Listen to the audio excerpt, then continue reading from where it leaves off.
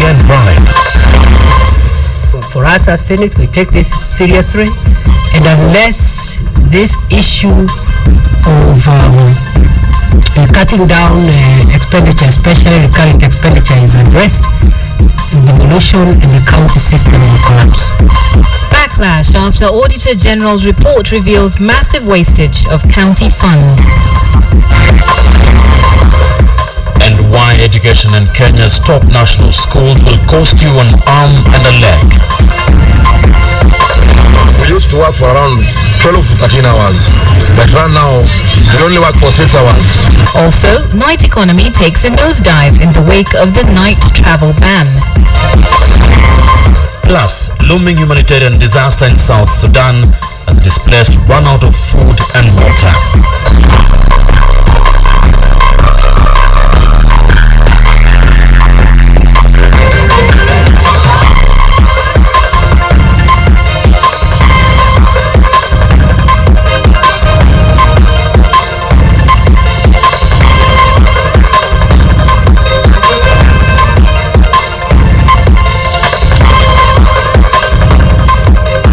Today is the second Thursday of the year 2014. Good evening from the Standard Group Center here in the capital Nairobi. Just in time for your most qualified news bulletin in town, KTN Prime. I'm Ben Kitili. Yes, thank you for joining us this evening. I'm Nancy Kachingira. Now, let's start with a question. Do you know just how funds allocated to your county were spent in the first quarter? Traveling, hospitality and wages consumed most of the money, according to a report by the Office of the Controller of Budget. But now it is emerging that in some counties, not a single cent was spent on development. KTN's Edith Kimani begins our coverage tonight. Half dug up, muddy and abandoned. This is the state of one of the roads in Laikipia County. The frequent showers here have made some areas nearly impenetrable by road. Residents say fixing these roads was part of their governor's campaign tune. A governor who has spent exactly 0 shillings on the development of this county. Laikipia is one of 27 counties which, according to a report by the Controller of Budget, allocated absolutely nothing towards development in the first financial quarter. Residents here say the situation calls for zero negotiations. 90 million shillings zimetumika katika viongozi kutembea katika mahoteli na hakuna jambo hata moja wamefanya. Over 142 million ambazo zimetumika katika mambo ya mishahara. Jameni, watu ama viongozi watalipwa bila kufanya kazi. Members of the Senate share the same concerns. They argue that this uneven distribution of funds is more dangerous than a few bad roads. Bad habits of corruption have been developed, and our concern is that transparency must prevail in the county level. And unless this issue of cutting down expenditure, especially current expenditure, is addressed, devolution in the county system will collapse. But the governors say they have been judged prematurely. Kisii and Kisumu governors, whose counties also spent nothing on development, claim they had not received devolution funds by September of last year and could not have spent what they did not have. Funds that we got were for the recurrent budget, were for paying salaries, and that's what we did. We have spent more money on recurrent expenditure because that is what had to be done. Pesa saa hii tukizungumza iko 40 billion kwa bank, kwa central bank ya county government. Mkuje mchukue pesa mfanye barabara, mfanye nini, halafu ikiisha tutaongeza. Ideally, development projects in counties should take up 30% of the total county allocation funds. Only Nyeri County met this threshold in the first quarter. The senators say they are drafting legislation that could see the 30% requirement increased to up to 60%. But if first impressions are anything to go by, then the road to correct fund allocations in counties may be a bumpy and muddy ride. Edith Kimani, KTN. Whereas we've seen there in some counties, nothing is actually being spent on development. This brings us to our big cue tonight. We're asking you, do you think it is too early to judge the governors? You've heard what the senators have to say. What do you have to say? SMS your yes or no response to the number 22155. We shall be sampling your views plus giving you the poll results at the end of this live newscast. You can also tweet us at Ben_Kitili, at Kachungira, and at KTN Kenya. Now, as we move on this evening, the Kenyatta administration has moved to correct its blunder in the appointment of former presidential aspirant Abduba Dida as chairman of the Constituency Development Fund. Now, the president and devolution cabinet secretary, Anne Waiguru, had duplicated Dida's appointment. So, is this a case of the left hand not knowing what the right is doing? Sam Ogina sheds more light on this situation. The Jubilee administration is projecting an image of a government contradicting itself. This is the man at the center of a legal storm. Mohamed Abduba Dida has denounced the government's appointment. In a span of 2 weeks, the government has issued 3 gazette notices appointing and revoking Dida's appointment. For them to listen and revoke what Kenyans have noted to be erroneous is really a democratic step. It is a good thing. Devolution Cabinet Secretary Anne Waiguru set things in motion, appointing Dida as chairman to the CDF board in a notice dated 27th December for a period of 8 months. The president followed suit a week later, appointing Dida for the same position for the same period of time. 3 days later, the CS would revoke her appointment just days after it kicked off a legal storm. They seem to be on a roll, they seem to be full of themselves, and they are not taking counsel, and that is something that one would be better placed to advise them to sit back, listen to Kenyans. Legally, it is the cabinet secretary's mandate to appoint a chairman to the CDF board. Section 4 of the CDF Act 2013 empowers the cabinet secretary and not the president to appoint the chairperson of the board from amongst 4 people in accordance with the act. It's also possible that Uhuru is not advisable. So we must also know that he advises too much. Maybe Uhuru, like Kibaki, advises Uhuru. My sense is that they may not have enough good people. What they've done, they brought a set of good friends of theirs, a set of technocrats that they had, some people that will help them in campaigns. But running a campaign and running a government are 2 different things. The flip-flop in Waiguru's action to allow the president's decision to prevail indicts the state. Is the government's right hand unaware of its left hand's actions? Who is advising or misadvising the president and the CS on their appointments? Deputy President William Ruto has indicted advisors to the president as inadequate. All these advisors are actually jealous around President Kenyatta. And what is happening is that they all want his attention. So the order of business for them on a daily basis is not to give him sound advice, and the order of advisors of this nature is to elbow each other.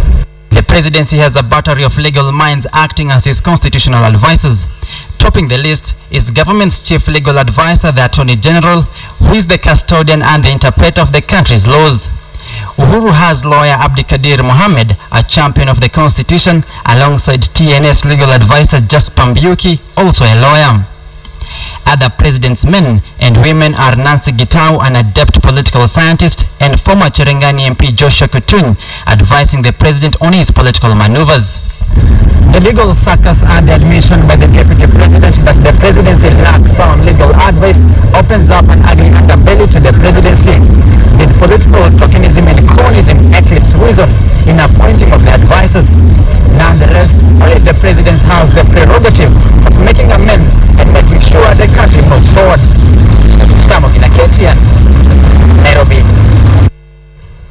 Traders along major highways are counting losses in the wake of the night travel ban for vehicles. And as Betty Kialo tells us now, the situation is actually not about to change anytime soon, since most long-distance transport operators are yet to meet the requirements of the National Transport and Safety Authority. These are the scenes that greet our camera crew in Kisumu town almost empty streets and businesses closing down for the day. It is only some minutes past 7 p.m., a time that would normally see a boom in business activities, with passengers buying foodstuff and personal effects for their long night journeys. This is a clear indication that the government's ban on non-compliant long-distance night operators has not only been felt by bus companies and passengers, but traders too. Kama wakati hii kitu ilikuwa ijaanza, tulikuwa tunafanya kazi sana. Wakati kama ungepata hata ungeingia hapo, ni watu kupanga laini. Unakuta vitu kama samaki na nyama zina faida mzuri. Hatuwezi uza sana sababu asubuhi watu wakuli vitu kama hizo.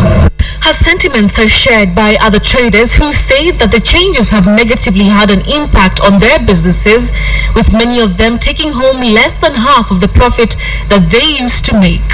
Flowers, I'm only selling almost 6 kgs of 6 kgs of nuts.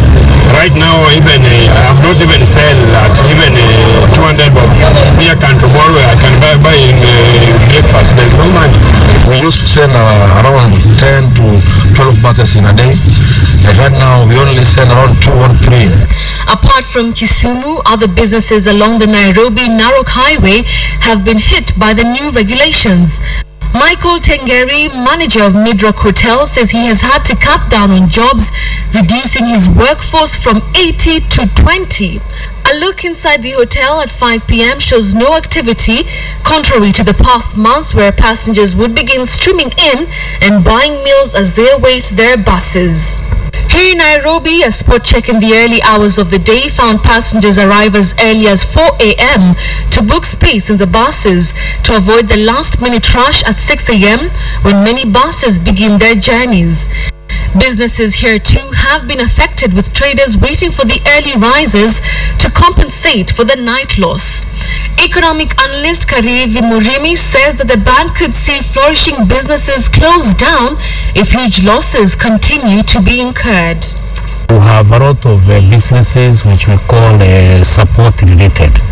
You are moving, so I want to give you some tea. You are coming at this hour, so I'll give you some black coffee. Those type of businesses will of course collapse because they were waiting for a certain population at a certain hour in the morning to give you a certain specific item. So if the people are selling coffee to those who arrive at 6 a.m. and they are not now arriving at 6 a.m., then there's nobody to sell that coffee to. The cost of living is pocketed out of what? One is the volume of business that is done. So as long as people are doing lesser volume, the price per item will go up. With the officials at the Transport Ministry saying they will not relent on the regulations, passengers, bus companies and traders will evidently have to continue bearing the financial burden that comes with the changes. Betty Kyalo, KTN. Now, the controversy surrounding Kenya's efforts to transform transport in East Africa by building a multi-billion shilling standard gauge railway has refused to go away. Issues continue to be raised concerning the Chinese-funded project.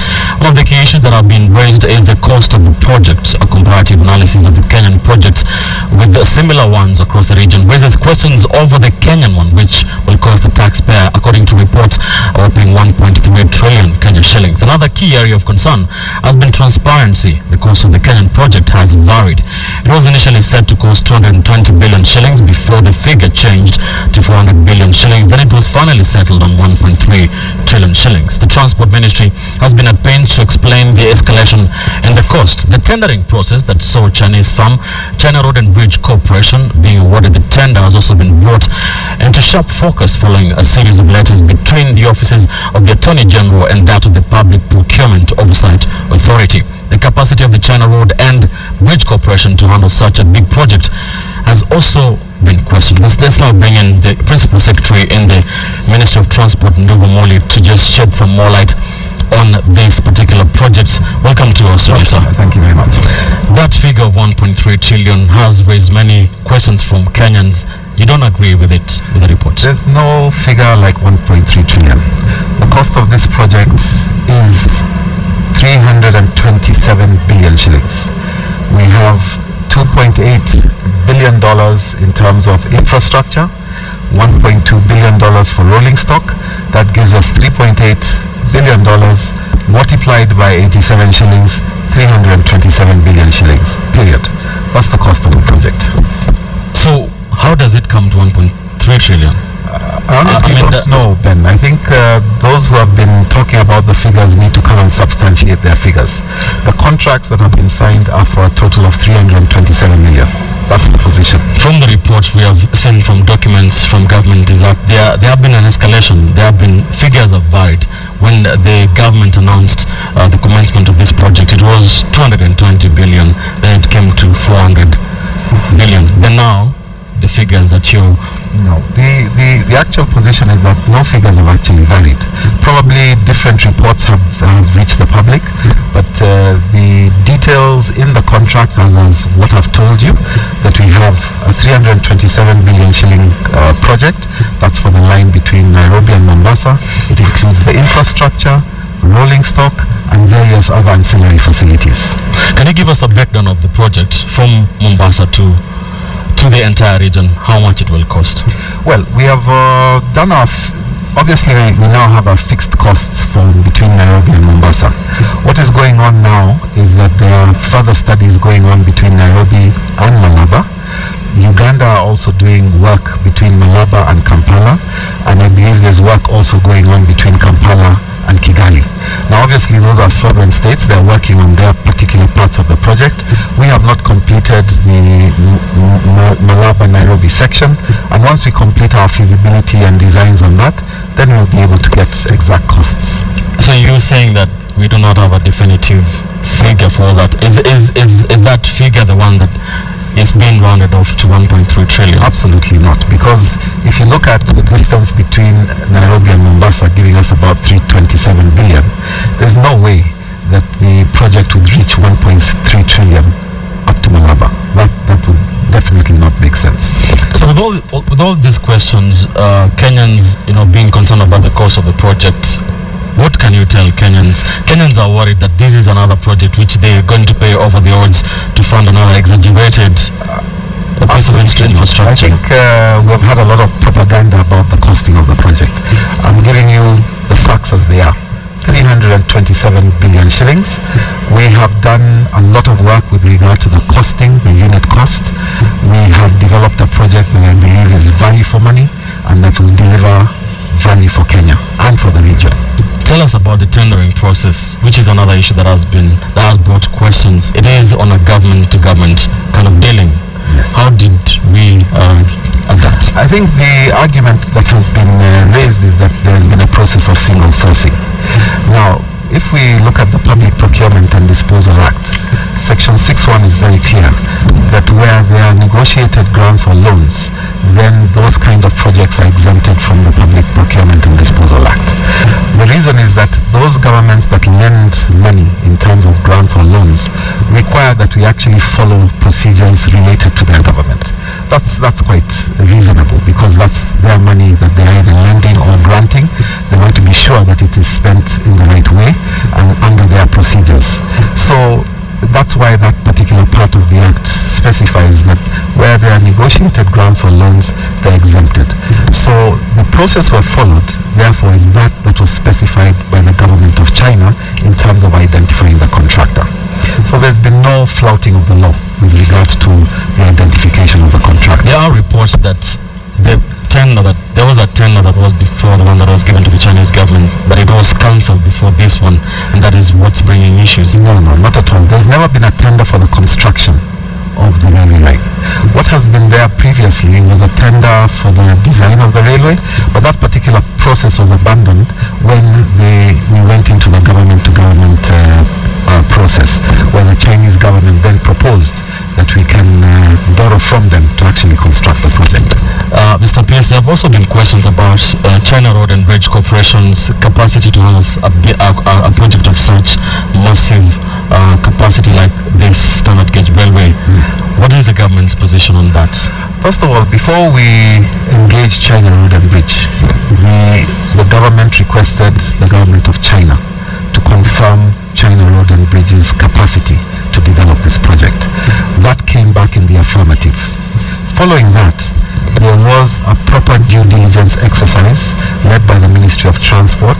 We had the National Treasury with us, the Attorney General's Chambers, and the Kenya Railways Corporation, who undertook a physical due diligence of the capacity of China Road and Bridge in terms of their technical capacity, legal capacity, financial capacity, and human resource capacity. So we visited various sites.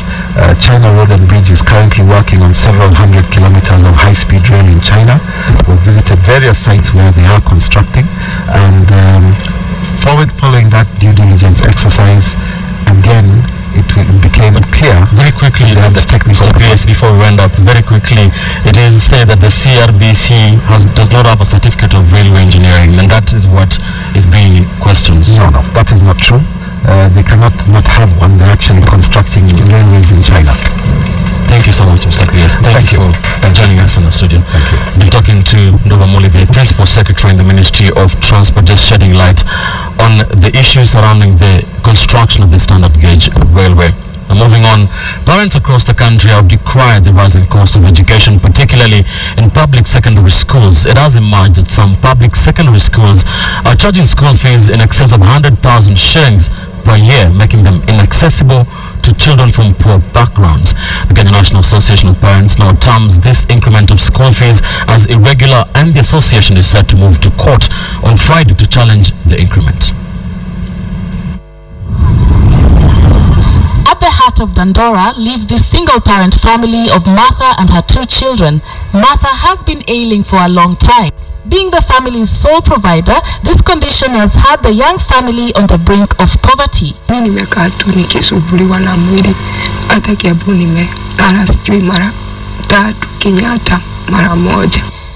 her mother could no longer afford her school fees, Anne took to the streets begging. Nilikuwa tu naomba kama naweza saidiwa na kitu, hata kama ni chakula, ile kitu yote mtu angenipatia ningechukua. Anne's lucky break was nigh. Nikamwambia, mimi naona unanidanganya, result zikitoka uniletee. Sasa ndio nikaanza nikamwambia akuje tukatafuta shule. Sasa ndio nikaambia wenzangu tukatafuta shule, tukapata hiyo Kiferego Girls. Though they do not make much, the 12 women who each run a subdivision of the small boutique in Nairobi are now jointly sponsoring Anne's education. Anne is just one of the many students who was hoping to benefit from the free education introduced in public schools in 2003. The rising cost of education has caused an uproar among parents in the country. The Kenya National Association of Parents decries what they term as illegal fee increment in public schools, stating that the free education introduced in 2003 was meant to open up access to education, especially to those living in poverty. On the contrary, some of the fee structures for public schools are a cause for alarm, with some of the particulars quoted in the structures and their corresponding costs raising questions among parents. These include such things as vehicle insurance fees, academic monitoring fees, among others, quoted by some public schools. We are calling upon CASA, Kenya Anti-Corruption, to visit office. We are calling the Director of Public Prosecution. We are calling upon the Director of CID to visit our office to provide it, because this is public stealing. Parents in Nyanza are also complaining of the regular fee increments, saying that schools cite the rising cost of products to justify this. To cover the increase.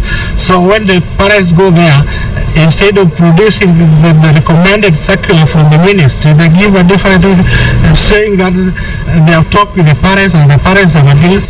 The question now is whether free secondary education has become a mirage. The association is set to move to court on Friday to challenge what they term as exorbitant fees charged by public secondary schools. Sharon Omani, KTN. Well, there is some good news tonight. The Kenya National Union of Teachers and the Teachers Service Commission have finally agreed on the contentious issue of teachers' promotions. A joint committee has now been formed to determine the exact number of teachers to be promoted. It submits its report in 2 weeks' time.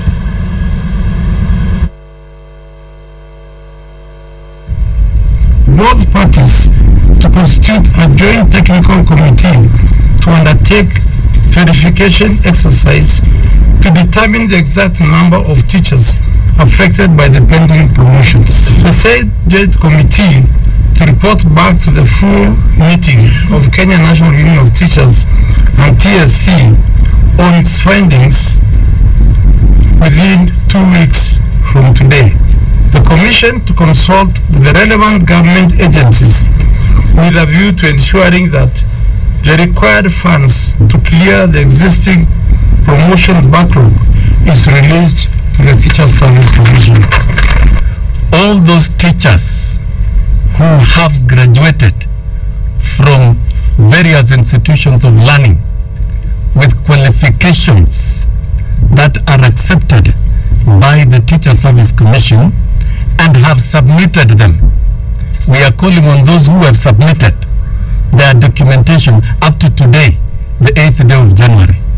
We are not calling on those who have not submitted to submit them tomorrow and the other day. No, we are not dealing with the future cases. We are dealing with the backlog. The teachers are out there in the field so that we can help the verification process and so that no teacher is left out. We are calling upon them to submit their details immediately to our branch offices all over the country so that the details can reach us by Wednesday next week